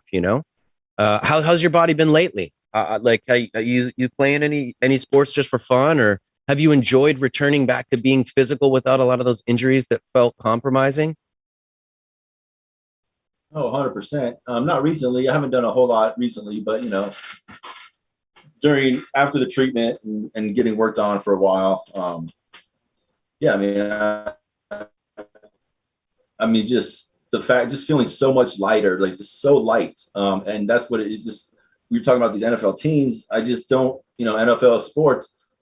They're doing things, but I don't think they're not getting to that nerve, to that. This is the root cause. I truly believe this is the root cause because it's inflammation and it's in the nerve. So it's sending signals to every other part of the body to be inflamed, to be in pain, and that's right. That's what my experience was with, all these injuries I thought were physical. They really were not. They were really just inflamed nerves. And that's just what blew my mind, is just clicking those nerves, draining the neurochemical, chemistry. How quickly, most of it is instant. By the way, it's instant. Most people don't expect that or don't even know that's possible. Right. Like you could actually drain the nerve and have instant results, not have to wait a week or 2 weeks or come back every week for a treatment every week. Right. Come get an adjustment every week. No, you're not getting to the root cause, and the nerves are the root cause. It's the light in our body. You've got to be clear. You got to be light. And being Amen. alive, being alive creates the density, and you got to empty the vessel and get back to our natural state of pure light. And that's what makes you light. Yeah. In more than one way, physically and mentally, So, yeah. Scientifically, literally scientifically, it's true. Your nerves fire electrical impulses, guys. Electricity is light. Your nerves are a conduit system of electricity, which is light. So that light is firing and telling your muscles to do stuff. So he's right. We are going to the light source of the body and where it sparks from. He goes, those sparks, that light fires from the brain down those electrical signals, and the electricity moves the chemicals of acetylcholine to animate. Just so you know, that's how your body animates. The electricity from your brain fires impulses. That impulse, kind of like little train cars, little trolley cars. You know how they have the little electricity makes a move on the tracks. The electricity moves those chemicals and directs the information of animation of your body. The thing is, those chemicals don't just flush after you perform those physical tasks. They actually sit because your body expects you're going to do something to follow up on that activity. You know what, Antonio, somebody said, I have a suggestion. Go to colleges, Bezig Knees. I hope I said your name right. I have a suggestion. Go to colleges and introduce it to pro candidates and encourage them to put it in their contracts. Also suggest it is a viable career option. That's really good. That's kind of a good idea. And I feel like the more people that get involved in this, the more, like as soon as I saw I mean, Antonio, I have connections. I have connections in college, and actually, one of my good friends when I was in Louisiana, right after I finished playing baseball, when I was working as a speed and strength coach at the gym that I, worked out with in high school. My friend now is the head strength coach for the Redskins, or the Washington, whatever you call them now. You can't call them Redskins, but anyways, right. he's the head strength coach. And, it's just a matter of getting in person and just, doing a demo. I mean, Yep. That's all you need, right? That's all you need is a demo. They have to feel it because it's nothing they've ever felt before their entire life. So they have no reference of like, even if you just talk about it to them, they're not going to understand. You have to feel the release. You have to feel the electricity. I mean, that's why we made the movie, bro. That's why I was like, I made the movie, and so please utilize it for yourself as well. I've been telling all our practitioners, people are visual and they are experiential, and there is a significance to a placebo effect where consciousness witnesses something and feels it. And so I feel like that was one of the intentions with this film. Is I could talk about it all day, but I want to show people. I want to show people real people going through it, and so that is the next best thing, obviously, besides being in person and getting them to have the experience of it. And I'm going to speak to the truth of it's a pretty special time. We have my first patient who's come to the island after seeing the film and was led to do the work, and now she's out here living the experience she got to watch in the film. So I'm just saying that, like, we have, amazing people for the next several months coming out here to work with me that have watched this film and are now manifesting it into a reality to get this work done. So it's happening. And this has actually been a really blessed and exciting journey. We're just getting started. We just did her first session last night. But I checked in. I was like, isn't this crazy powerful that you watch this in a film and now you're here and you're doing it. You're going through it. So it's happening, it's happening. And that's why I want to ensure that we keep the momentum going, because it is really important. And like you said, all we just need is a demo. That's what I told the guy from the NFL on the plane. I was like, just get me a demo with this commissioner. You know what I mean? Look what we just did with your one arm. I couldn't explain that to him. And I guarantee, I mean, the athletes are going to feel a difference. Yes. The most, because they have the most buildup, they have so much buildup, and they're going to feel it. And they're just, I mean, these guys are going to because they're going to feel so much better instantly. And they're just going to be like, where's this shit been my whole life? You know what I'm saying? Yeah. Like, well, and they have perspective. Like, man, if I would have had this my whole life, I'd be healthy. I would never have an injury, and I would be 20 years old my whole life. Yeah. And they have a more specific reference point because they are gauging performance levels. So they know what their normal is for where they've built the momentum of their peak performance. And so they can gauge such a difference. And I always notice that. I one of my patients that was a paraplegic, she was very big, muscular on the upper body. And, that was one of her things. She would work out all the time to make her upper body stronger, because that's what she's pushing that wheelchair around. They're kind of like her legs. And so one thing that was always specific is after we would treat her, she would come back to me and she would be like, wow, I'm lifting more with less effort. And because she lifts all the time, it was very, it was it was totally so obvious to her. It was completely so apparent that her tissue had more strength with less effort, and she didn't feel the impact each time she was working out in the gym. And so they do have the ultimate, like we said, kind of meter for what normal is and what improvement is in performance. So they are the ones that will be like, whoa, man, I mean, so different. Like I thought I was rocking it where I was at, and that's where, like you said, it's like we just need to have the right person have the right experience. And because everything is connected and divine, I believe that God will that into fruition for us, and we just keep holding that frequency in space. Someone came in the chat room and they said um they said something, let's see, about the breath. What helps with the breath. So this is actually something that's come in, Antonio, since we've done training. Actually, Medi was working with me. Angela actually brought this into to the field right now. Thank you, Angela, because I've wanted to share this with you. And we are going to have a practitioner call because there's some cool updates with the series work that will really help your parents and your patients and your parents. But Medi was working on me and doing the hips, bro. And I hadn't had the hips done in a minute, so they were challenging. I found myself in a challenging spot on the table in this sequence, as you can be in sometimes. And I'd already been doing the holotropic breath, which is, everyone's familiar with Wim Hof. He does this breath. It's in and out. Okay, and it's very, very generic and basic, which is it's cool because it's simple, and a lot of people need simple. But you know what? We're bigger than that. We can handle a little bit more, and this isn't that much more complicated. I want you, I used to do this when I ran track and competed, and I had to run the 400, which is it's a brutal one, bro. It's like a cross between a sprint and long distance. It's one full sprint around the whole track, right?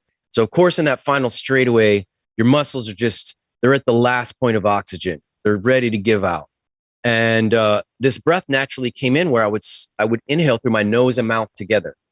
And what I found later when I learned about the holotropic breath through the yogic sciences was, if you think about being a little kid, and this is the biggest thing of holistic truth, when we're upset, we do this thing like this, right? You ever see a little kid, right? What is that? It's twice through the nose and mouth and out through the mouth.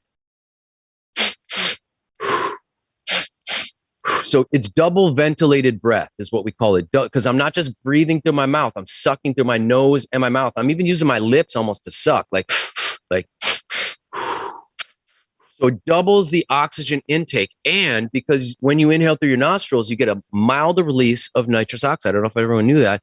That's actually the body releases a mild amount of nitrous oxide gas when you inhale through the nose. So it actually creates almost a euphoria to it. So if you're in a challenging sequence, for any patients listening, if you've injured yourself, okay, if you're hurt right now and you're trying to do some self-treatment on yourself, if you just get in a car accident and you're injured, this breath will eradicate the pain in your body and give your mind something to focus on. So for patients, Antonio, if they're struggling in an area, give them this breath. I usually do it with them through the session because we sync our breath, and it's uncomfortable for them to get in the pace of this. So it's easier for them to sync it with me, and we do it together, and it syncs us into the rhythm of it, and you get into a rhythm.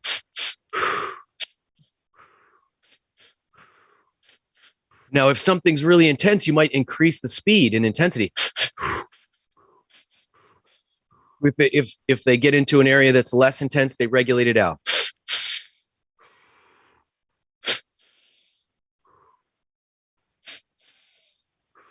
Now I'm going to tell everybody, you're not going to be good at this at first because you're not good at anything you do first, right? But that's how I want you to practice. I want you to be shitty at it at first, and then do it a second time, and it'll be better, and then you're on your way. Get better and better and better.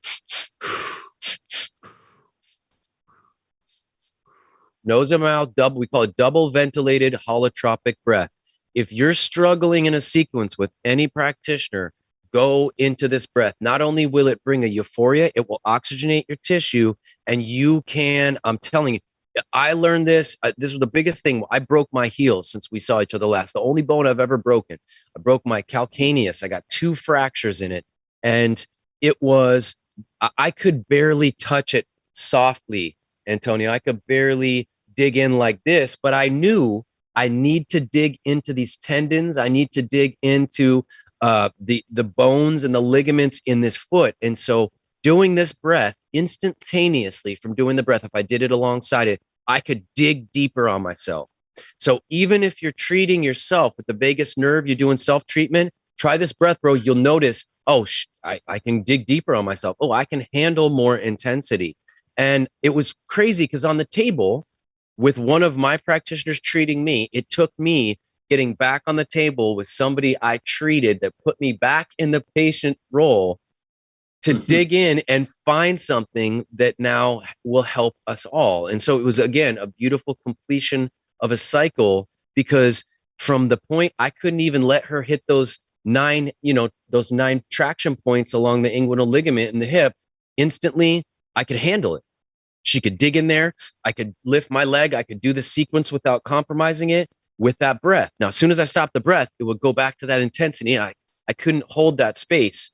But that breath has been a powerful tool for many people that I take through the spring cleaning that are having a real hard time with some areas. And as you know, we all have some projects. The jaw is a project, right? The hips are a project. The spine can be a project. Sometimes the chest and ribs can be a real project. So this breath, it gave me confidence in the fact I could dig on my broken foot, that I could barely graze my fingers over the skin. All of a sudden, doing this breath, I could dig into that tissue. And if anyone's doing the ice breath, the Wim Hof breath, if you're doing this where you're going to the ice, remember the science, under 32 degrees for 3 minutes, activates stem cell production. Do this breath instead of that generic in and out through the mouth. Include this double ventilated breath, and what'll happen, and again, the same thing I want to share with everyone. If you do the ice breath, after you do a round of this for 2 minutes or not, and Antonio, if you ever want to, you don't have to do the breath. Just lay on the floor and do this breath. After you do it for a minute or two, blow all the air out, breathless. This kicks in the hypoxia. What happens is all of a sudden, all the oxygen you just built up in your blood, your body thinks it's dying because you're breathless. Try to do it for at least 30 to 45 seconds. It will direct the oxygenated blood to injured areas in your body. And it's weird because you'll notice it, because areas that you might want to work on or are injured will warm up. You will literally feel warm blood go to that area. It's the strangest and coolest thing. And you are changing the alchemy of your blood. You are literally alkalizing your blood doing this. So after that hypoxia, the breathless state, take a deep breath through the nose, sip a little more through the mouth. Hold it as long as you can. And that's where we're going to pressurize that oxygen now back into the bloodstream. And you're going to get this crazy wave of euphoria. You can feel all euphoric and high from that oxygen flooding the brain, which is turning on the brain centers. And then if you want to, you do another round. I like to do the rounds in 3. And I start more chill with the first one. I build to be more intense. Dr. Kulsa, he's really big on the ice. He does these rounds of this. I've been like, bro, try this double ventilated holotropic breath. It kicks it up to the next level. But for me, it was instantly like, okay, if I ever get injured, if I get shot or something, if there's some wound, where the pain is really messing with me and I have to stay conscious, I have a safety net. I have a system that I could face the biggest intensity of pain with this double ventilated breath. It instantly gave me a feeling of confidence and security. So I want to share that with everybody. Utilize this. You can become your own alchemist, and because it's exactly what happens. And the science has been proven. That's what's cool about Wim Hof.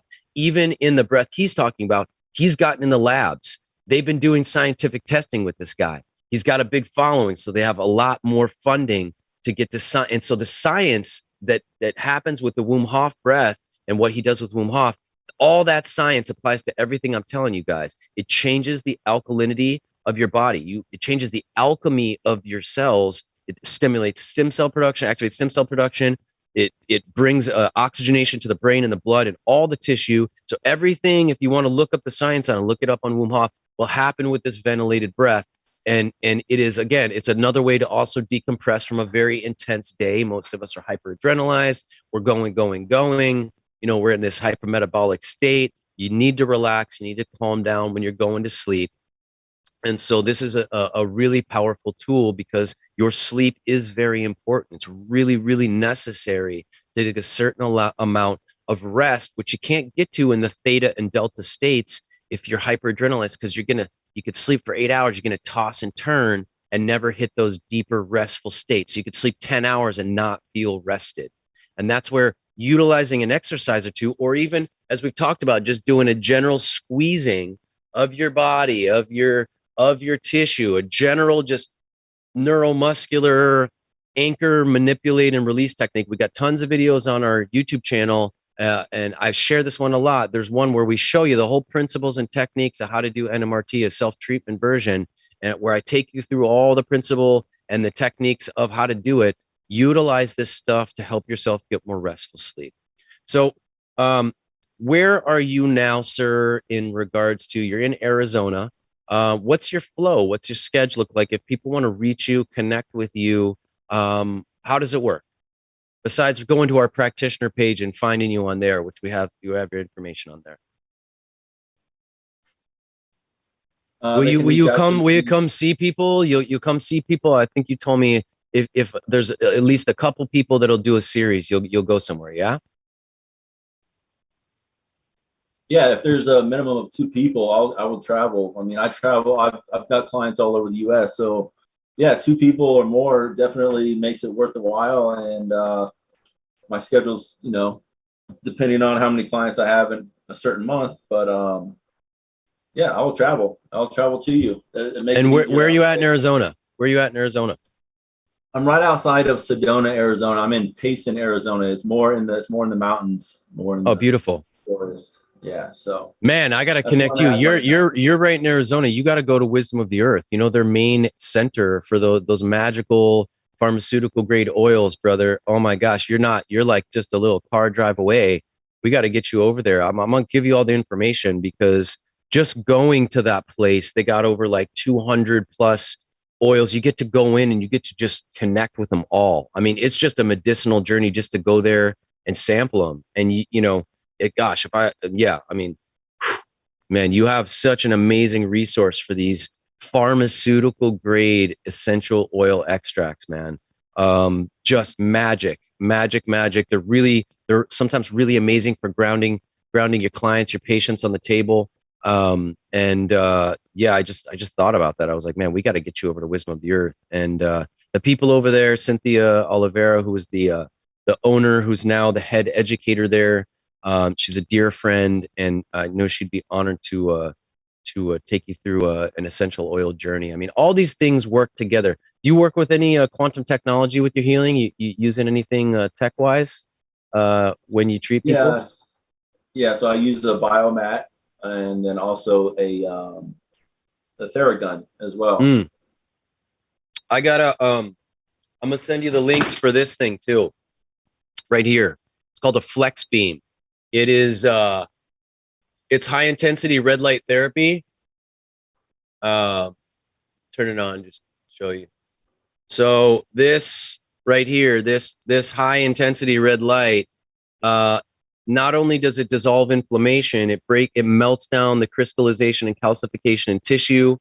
It also activates the ATP in the cell, which is the fuel that gets compromised in the mitochondria. So that's why we don't have as much energy, and cells get compromised as the mitochondria gets compromised. It doesn't produce enough ATP, which happens primarily, interestingly enough, from fluoridation in the water. And it actually, the water gets in your cells, and it's kind of like a monkey wrench in an engine. It's like throwing a monkey wrench in the engine, so the engine can't produce fuel. It can't send the fuel through the carburetor to the engine to fuel it. So when you're using this red light technology, it's basically the low frequency of light that comes from the sunrise and sunset that they found had a health improvement on people's health, watching sunsets and sunrises.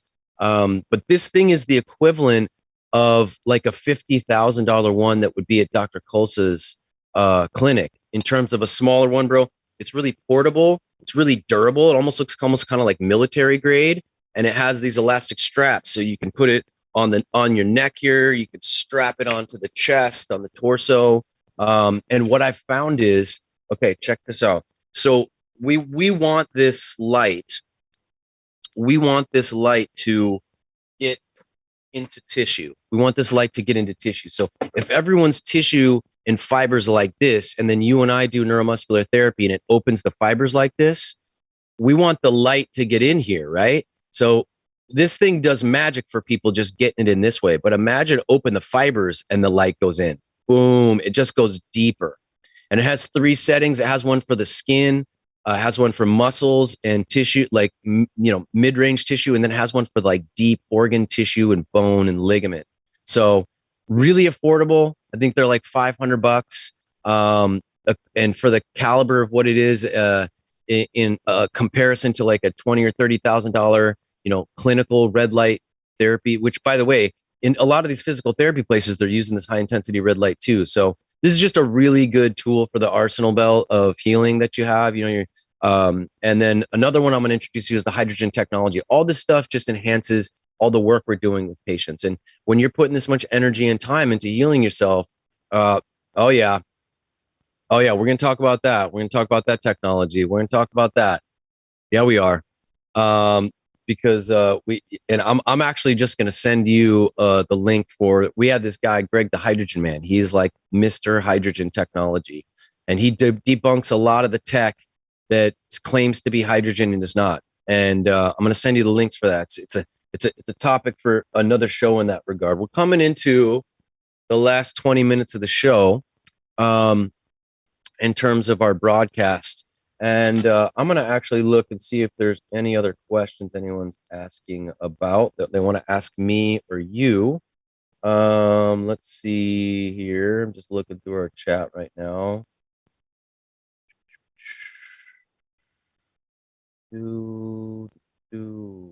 Right. Yeah, if anyone has any questions they want to ask myself or Antonio, we're down to take some questions in our last 20 minutes. Let's see. Ooh. Yeah, 100%.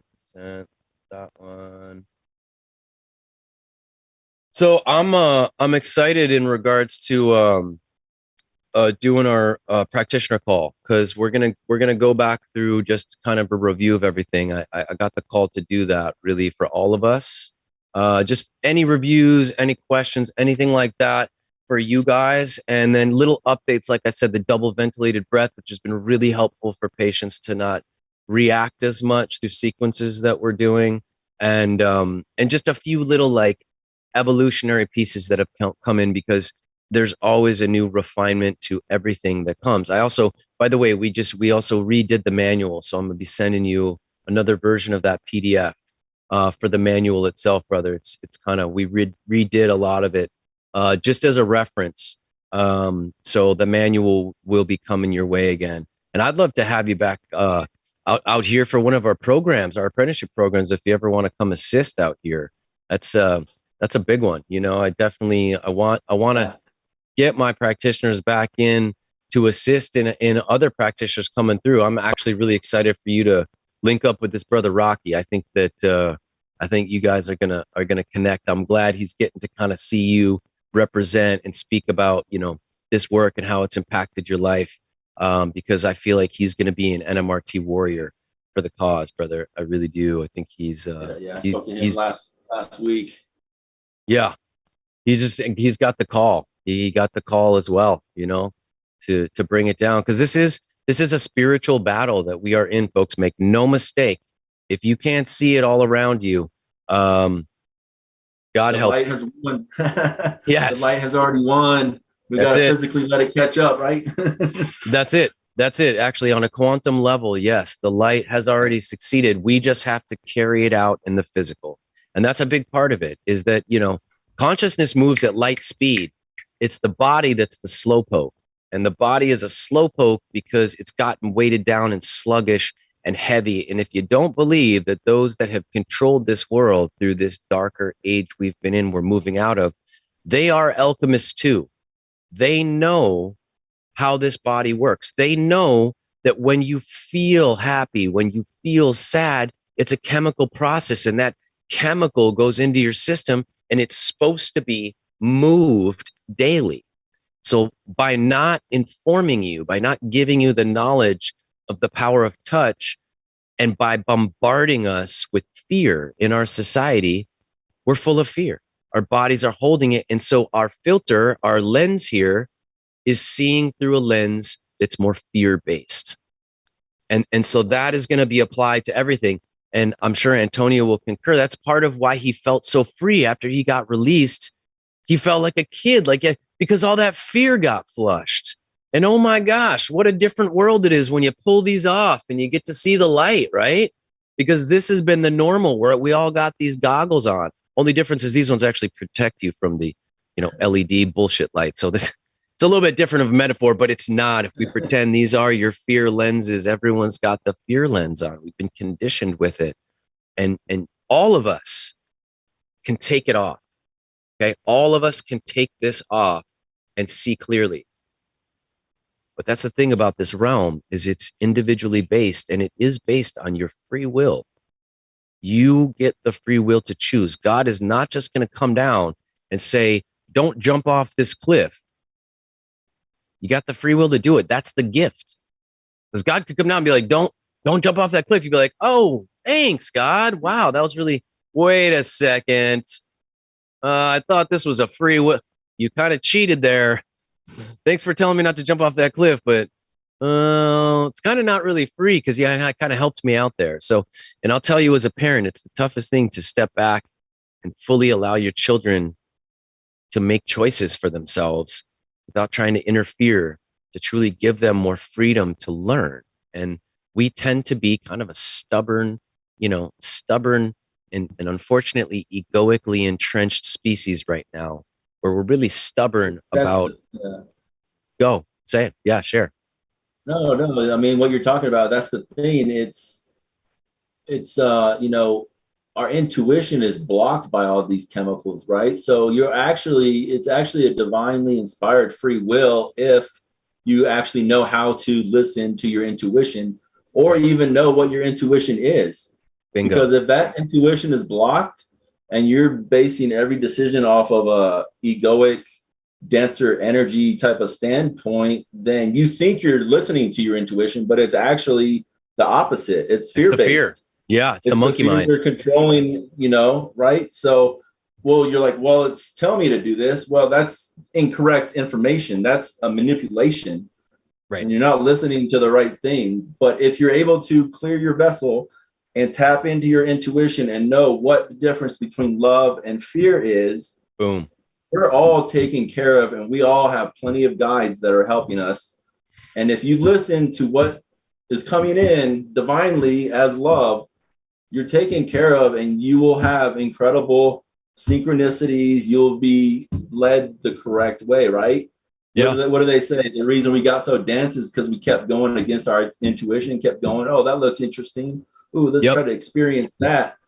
Yes. We're not there anymore. That's over with. It's intuition, it's love, and that's the only way now. So that's 100%. That's my perspective. Yeah. That's it. Boom. Boom. Aho. That's it. Right. I mean, that's my experience from before NMRT and after. It's like I was telling you, I felt like I was being controlled by something, and it wasn't for the better. It wasn't who I was. It wasn't what I am, what we are, conduits for this light. And so once I was able to understand and learn and experience what intuition is, you have no fear. You don't have to have fear because you're taken care of. We're all taken care of. You have to obviously do a little bit here and there, but you're going to be led to the right people by vibration, right? Your certain frequency. And you're going to connect and have way more incredible experiences on this earth plane than if you try to do it yourself through your ego and fear-based. Like you can try to become a movie star or whatever.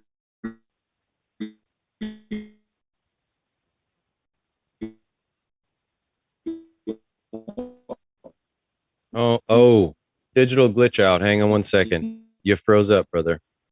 We lost you at movie star. Hang on one sec.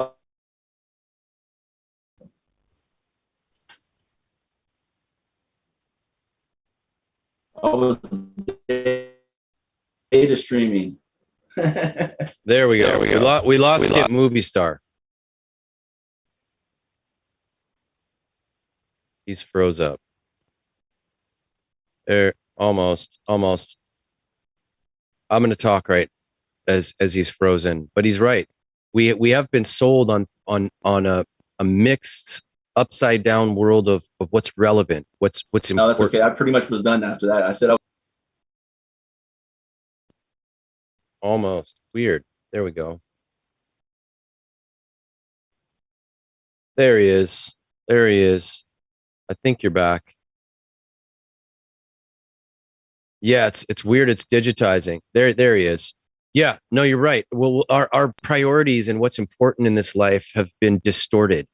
So we've been sold on these worldly things, money, fame, or the false concept of fame, and the false idols of these false things that we prioritize over wealth of spirit and consciousness and knowledge. And that's all been part of the pillars of indoctrination, whether it be the monetary system, whether it be indoctrination through organized religion, will it be indoctrination through politics. We've been polarized and indoctrinated to identify with these things as relevant, as important.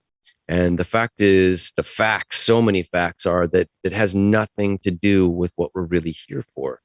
And so that misdirection has thrown off our entire existence of what's important and what we focus on. And you're right. How can you be in your intuition if you are saturated with fear from your birth? If you've been indoctrinated to your left brain instead of your right brain, which is about receptivity and passivity and surrender and intuition and feeling and connectedness. The left brain is the logic and the reason. And also it's the reptilian brain. It's the reptomammalian brain. It is not this intuitive, receptive, more conscious, creative side. And that's been indoctrinated through institutionalized education to all of us. That's why there's all these mental, logical classes and one art class, maybe. I was one of two people in my art class in my high school. It was a smaller high school, but I'm just saying there was like two artists out of a grade of like 100 kids. It was a small school, but still in my grade, I think 400 plus kids in the school. There was maybe like 5 or 6 artists out of the whole school. That should be a disturbing reflection to you of how many more artists would there have been in that school if those kids were cultivated to have the confidence to be creative. And that was the thing I noticed. I came from a family of artists. So I built confidence to be creative. But you know what? When I would try to engage other kids to be creative, they'd say, "Oh, I'm not an artist. Oh, I can't. I don't. I." It was so foreign to hear that. What?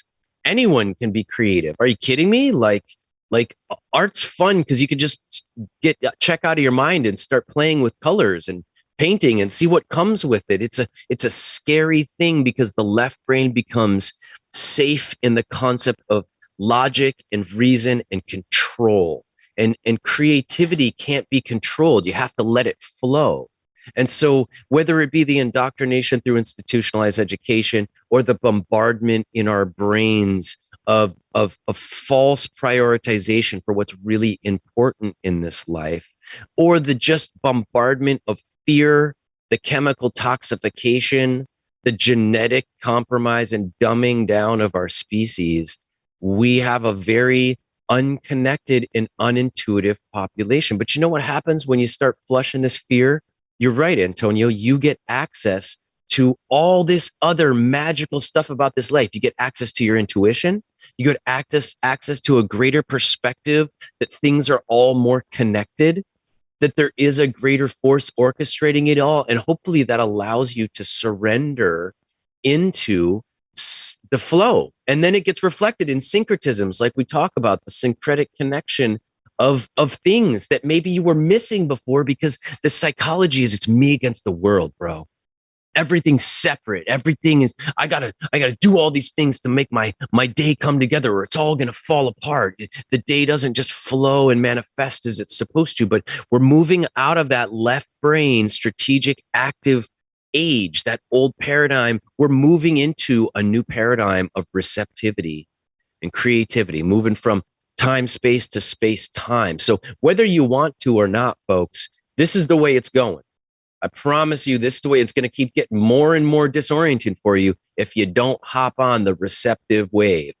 Ride that wave with us. And you can't do it if your body's full of all of the matrix they've programmed into you.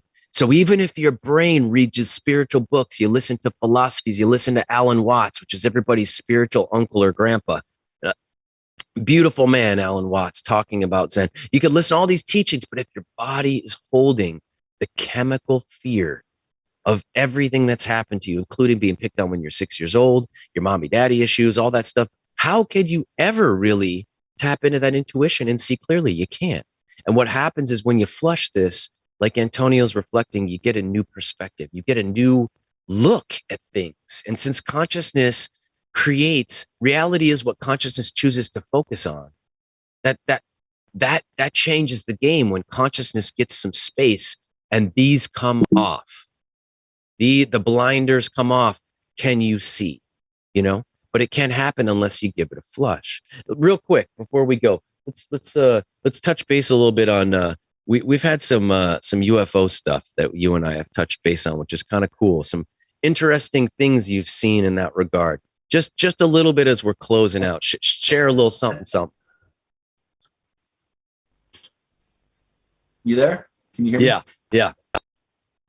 You know, I was going to throw in a little UFO thing at the end. I was waiting for that. I was like, I've seen a few, but the major one that I got was on. I mean, I've caught a lot of this stuff on my digital camera as well. But the ones I was sending you, those triangle ships, those pyramid ships, that was in Florida a couple of years ago. And I have a really good friend who is a psychic medium, and he said, hey, come by tonight and take some pictures of the full moon. It was on a full moon. And so I was just taking pictures of the full moon. You couldn't see anything around, with the naked eye, and taking pictures of the full moon. And as I was zooming in after and looking at the pictures, there was, multiple ships all around the moon. I mean, multiple, I say you can actually see at least 4 or 5, but there was more you could see as well that weren't as strong. That was one of them. And then I was in Sedona actually last summer, and there's this light in the sky that I decided to film. And I was filming it, and after about 10 seconds, the light just slowly faded out and went away and disappeared. Didn't move, the light went out. And then I actually caught some more film when I was in Italy. Remember when I was in Italy a couple of years ago? I bought you that olive oil. Yeah. I was taking a picture. Yeah, I was taking a picture of the countryside, and in the picture, once again, you couldn't see with the naked eye. I mean, there's this huge mothership, looked like a huge cigar shaped. Wow. In the film. So UFO, crazy. Obviously unidentified. I don't know if it was a mothership, if it was a satellite, what it was, but government vehicle style. Who knows? Yeah. But the ones in Florida, definitely. I actually seen multiple there. Plus, that's fascinating for Florida. Yeah, that's fascinating. Yeah. Well, they go underwater too, supposedly. So yeah. We cover a lot of that. We've disclosed all the government UFO stuff on our Intel channel, which, by the way, folks, all caps MBMT channel. That's where we put all the intel. We're updating it all the time. And yes, it's just me and a couple of administrators. We don't have a whole team. I know it's kind of insane, the level of intel that we get on there, but we're funneling 15 channels into one, and it's hard to skip over articles or intel or documents because I'm thinking, oh, this is going to be so much for everybody. So listen, we try to pin the articles so you can scroll through. You just click on the pin, and it kind of jumps you through the pages. And tomorrow we have our radio show where we actually try to get through a lot of the stuff on the Intel channel so you don't feel so overwhelmed. And that's on, we do that on Rumble because we can't do it on here. And it's also on People for People Radio. I believe 4 to 6 p.m. Central Standard Time. And is that right? Yeah, I think so. Either way, you can check it out on Rumble, Matrix Body Mechanics TV. And we will be back next week, most likely with another one of our practitioners, possibly Kellen, maybe Mehdi. And I want to get a whole group one on 6 to 8 p.m. Central. Thank you very much, Anne-Marie. Amazing individual, holding down so much for Matrix Body Mechanics. So grateful for her and all of our amazing team that's helping us bring this all to you in our broadcasts and reaching you guys with this. Feel free, please share release with as many people as you can. It really does help more than you know. Sometimes you don't know how this film will actually reach somebody in a time when they really need it. And it's important. We got to keep this moving. You can check it out at releasethemovie.com. And again, we have our YouTube channel here that we're always trying to expand and get more content out for you guys. We've kind of regulated to release Sundays, which is a little more, as we put it, YG, so we don't get censored. And then, it's kind of our warrior show for Mondays that we do on Rumble. So, we're covering all the stuff that we can't say here because despite it being supposedly a free country, can't say that. Can't say that. So, Antonio, always an honor to have you on, bro. And thanks for reminding me, bro. Thanks for that olive oil. Wow, was that not just the most magical gift to get from you and from Italy? I was like, what? I have such amazing practitioners in my life, truly. And I truly am grateful for you, bro. And this is just the beginning. I feel like it's, we've been preparing for this, and as you know, it's go time. It's the battle is here, and we are warriors of light that are using healing, because one of the most punk rock rebellious things you can do is decode this matrix we've been identifying that's in your tissue, it's in your chemistry, and release it and clear your goggles.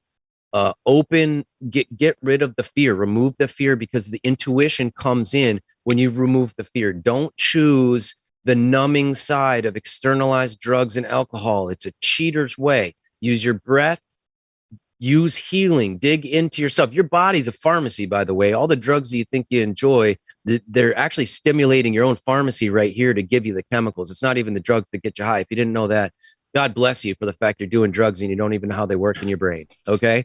So, alcohol, all these things also, I just want to put this out. They will be conduits, these addictions, for more accessibility for negative entities and energetic parasites to get to you as we go through greater times of tribulation, and shit starts really intensifying coming up. So this is a time of baptism, the baptism of the waters in the body, the baptism of the fires in the mind. And that's a beautiful thing about this template of this neuromuscular work, is we are activating the fire mind. When we release this trauma from the body, it affects the consciousness. It truly is a Christ awakening process that you can do on yourself, and that this man and I have not only gone through, but we have trained to do and bring to you, our family, our tribe, because we got to shift and ascend together. And that's a tough thing. There's a lot of the masses are lost, okay, right now. They're lost, and they're righteously lost, just in the fact that they want to kill babies, and they can't identify that a baby is a living being, okay? Doesn't matter if it's 2 weeks or 28 weeks or 2 years old, okay? And don't try to identify that this thing is just some kind of parasite living off of you. And, because guess what? So is a 2-year-old, okay? They're dependent. If I don't take care of my 2-year-old, they can't take care of themselves. Does that mean that their life isn't as equal because they're not independent, can't take care of themselves? So we have a lot of just mass distortions that have been integrated. And this is the thing. If we wake up, the collective, if it doesn't shift, we are setting a timeline for karmic retribution, that we're in the same world as them. So if the masses are set to this timeline from being fallen in this ignorance and darkness, that means we're going to have to live in a world that we're all going to have to go through this together. So it's up to us to help assist in shifting the collective. And that starts with you. So on that note, Antonio, such an honor to have you on the broadcast, bro. I can't wait to have another call and drop in, and you and I will be in touch more on just coordinating some more healing and getting these apprentices to you to connect and share this knowledge and wisdom and the healing sciences. And I want you and I to just actively work on a front to try to still push forward for the sports industry, for all those athletes that we relate to, that we're part of the same tribe as them, because there is an athlete psychology.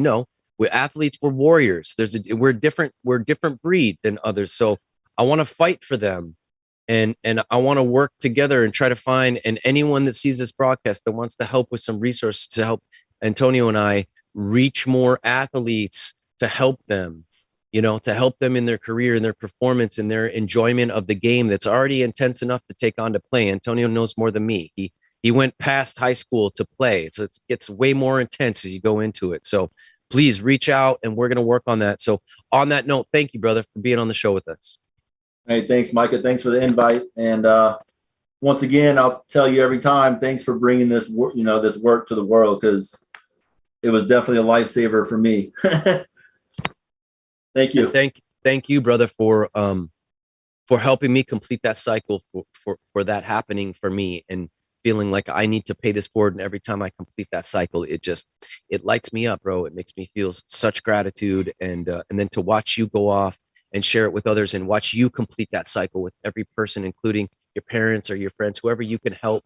It's beautiful. It is a ever expanding network of beautiful awakening and enlightenment, and as you put, ascension. So, because that's the path we're on, folks. All right, this is Matrix Body Mechanics Live, release Sundays live. We're so grateful to all of you in the chat room, all of your love, all of your comments, and share this video, share what we're doing, which is bringing more awareness to the collective. And we'll see you guys tomorrow for Matrix Body Mechanics Live radio show, and we'll see you next Sunday for more Release Sundays live. This is Micah Sky. Aloha and Satnam.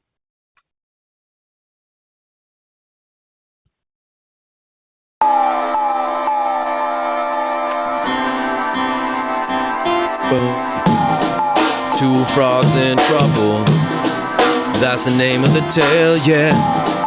Big frog snooze near the pond as the sun warmed the large hump of his back. What a great day for doing nothing, he thought to himself. Blip, blip, blip, little frog took off for the pond, and Big Frog's eyes were wide open now. Plop, plop, ploppity plop, he followed little frog, and together they crossed the pond to the barnyard, playing leapfrog and hide and seek along the way. They were having so much fun, they forgot that it was milking day. Plop, plop, they jumped straight into a pail of fresh milk. The sides were slippery and the frogs couldn't get out, help, help. At least that's what Big Frog yelled. Hoping somehow to escape, the two frogs swam around in the milk pail. They swam for hours. Big Frog began to swim slower and slower. Finally he groaned, why should I keep on trying? We will just die in this pail. I'm just so tired, I can't swim any longer. Keep on, cheered the little frog as he splashed around the pail. You must have the courage or you're gonna drown, don't give up. And they went on together for a while. Soon Big Frog stopped swimming. Little friend, it's no use, I can't get out, I'm gonna quit. I'm going to quit trying. So we did. Now Little Frog was all alone. He said to himself, well, if I give up, I'll be dead, so I'm gonna keep swimming. 2 more hours passed. Little Frog's legs could hardly move. I can't swim another stroke, he moaned. Then he thought about what happened to his homie Big Frog.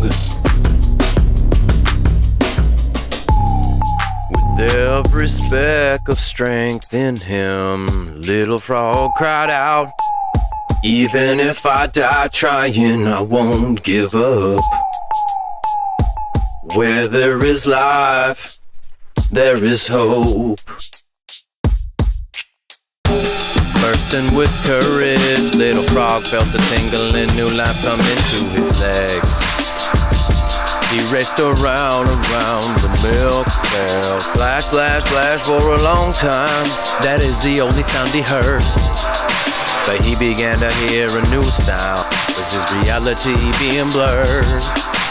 Glob, glob, glob, the white waves had turned to the thickest cream. Now it was even harder for him to swim, but Little Frog kept on with all his might, full steam. All of a sudden, he felt something under him.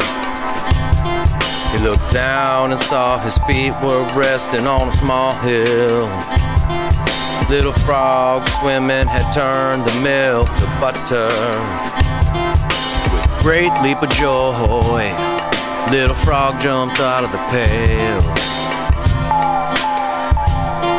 to freedom. freedom. That night, he hopped happily through the tall grass. Little Frog smiled up at the moon and thought to himself, now I know it's true. There is always hope. From now on, I'll never give up. Never ever give up. And Little Frog never did. That's the tale of two frogs in trouble. That's the end of the fable. Now I hope that you're able to tell me, what kind of frog are you?